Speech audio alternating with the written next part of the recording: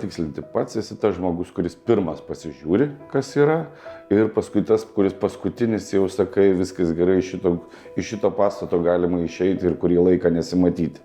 Taip dažniausiai būna, taip. Yra situacijų, kai kažkas pirmas pamato pacientą ir atsiunčia man konsultacijai, tai gali būti ir higienistas, gali būti ir implantologas, priklausomai nuo to žmogus, dėl ko iš vis atvyko į mūsų kliniką. Bet dažniausiai, jeigu yra paciento nusiskundimai registratūroje, kad yra problemų su dantimis arba jų trūksta, dažniausiai pacientas pirmiausiai patenka pas mane. Ir yra kažkoks tai algoritmas, po konsultacijos, kas toliau seka? Po konsultacijos seka rentgeno nuotraukos, jeigu jų reikia, burnos higienos procedūros.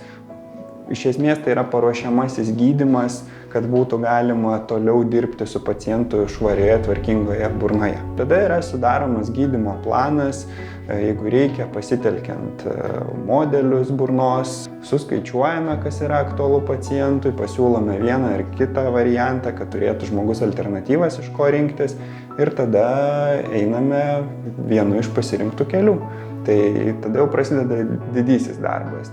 Ir dantų estetikoje jūs turite visus šitos specialistus? Taip, mes turime visus šitus specialistus po vienu stogu. Mes šitame pastate turime ir dantų technikų laboratoriją, kas palengvina visą komunikaciją, leidžia taupyti laiką, terminus gamybos, leidžia lengvinti komunikaciją, siekiant padaryti galutinį rezultatą.